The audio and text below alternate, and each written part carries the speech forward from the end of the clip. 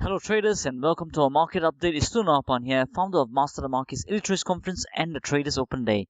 And here we are on the markets once again. It's the end of the week. Can you believe it? It's 31st January. It's the end of the month.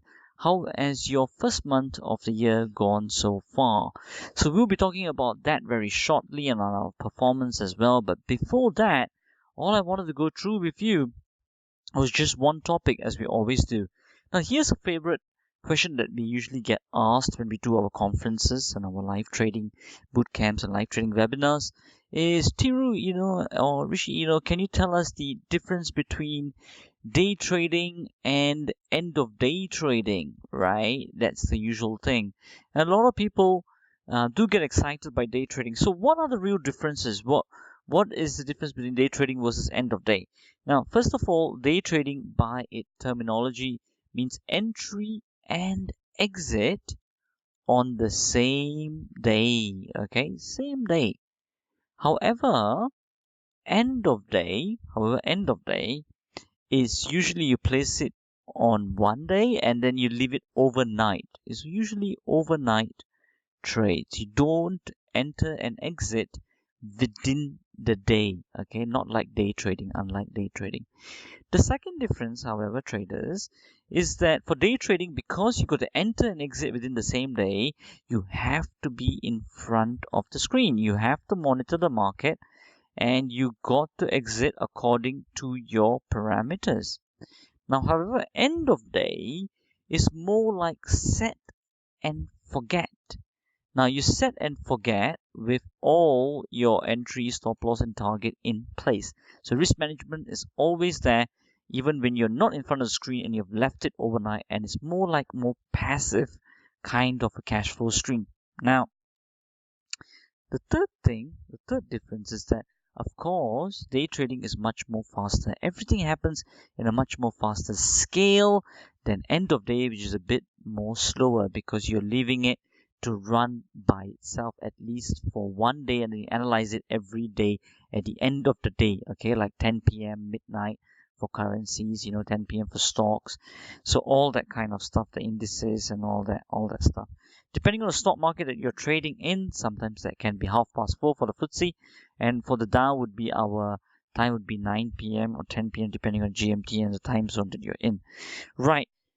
So therefore, since it's so fast, it affects the emotions as well. So heightened emotions, you must have a stronger psychology to stabilize your emotions so that you can always be in the zone. And that is why day trading usually is a bit much more difficult. And usually the statistics is that only 2% of traders in the entire world actually succeed. It takes a very, very rare breed. Now, however, what you can do if you got a bit more time, we usually say, and what we usually do, we use a combination of both. Now, what do I mean by combination of both? That means we enter sometimes during the day and then we leave it overnight, or most of the time we actually enter at the end of the day, and sometimes we trade manage during the day. We use day trading for trade management, okay, mainly. So most of our trades are entered on end of day but trade managed on a day basis, so we can break even on our stop losses, scale out, scale in. So all that kind of stuff we will do, and all our live trade mentorship members, elite members, all will know that as we post our WhatsApp groups and basically educating them on what we are doing ourselves in terms of the markets. Okay, so that's to do with day trading versus end of day trading. Those are the three main differences. So take a look at it and see what suits you the best. Whenever you combine day entries or day exits or day scaling and scaling out or day trade management or end of day, it only enhances your trade performance. Okay, right. So now let's take a look at the markets today on how the currencies, commodities, and indices are all doing. You can see that over here on the dollar Swiss, it's an uptrend. It just took out the last high over here, as you can see, according to our quantified indicators, just based on price. Dollar yen, on the other hand, as you can see over here, it's an uptrend as well. We did take this in the live trading room on a money bar strategy basis over here, and it is going in our favor as of now. Okay, good. Now, what's the next one here? Let's see. Cable, single market compression. As you can see, it's actually extended market compression. It started to happen from this point onwards, didn't take out this high, no higher highs anymore.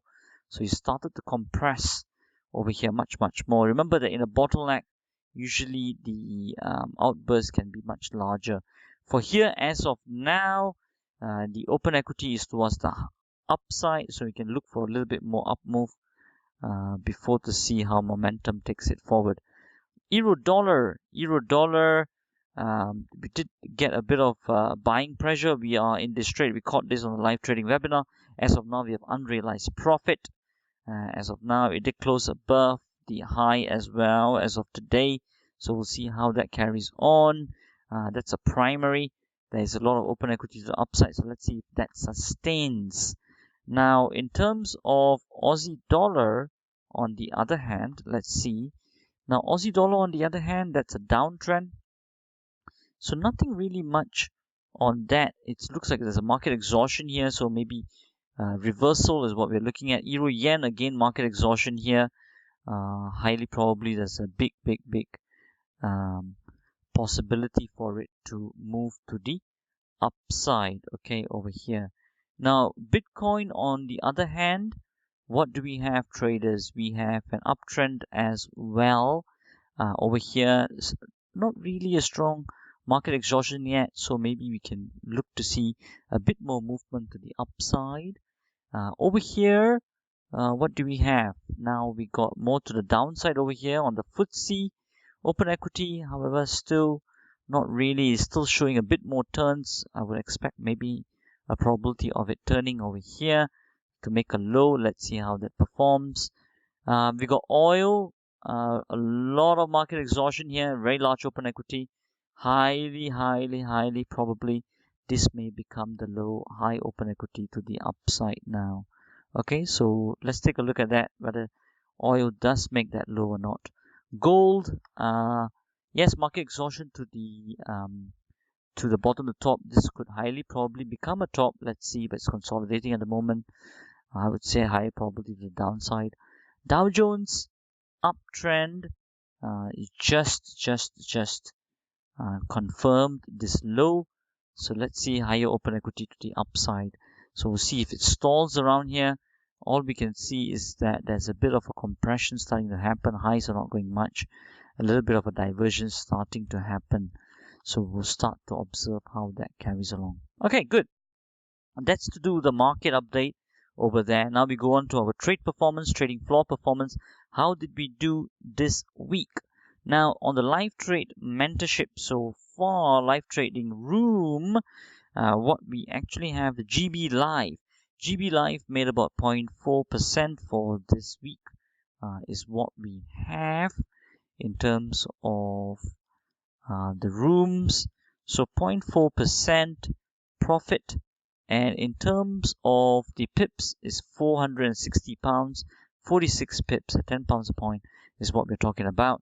In terms of the elite room, what we have is actually quite flat. No real trades that we got into. We have We have profitable unrealized trades at the moment, which just entered onto today. So we'll see how that carries on into tomorrow and into the month as well. Okay, so that's what we got as of now. So overall, we just ended up with £460 between the both rooms, 0.4% up. Okay, great. I guess that's pretty much that from me in terms of this market update. And as we always say, traders, till the next time, stay disciplined, follow your trading plan, and keep trading like a master.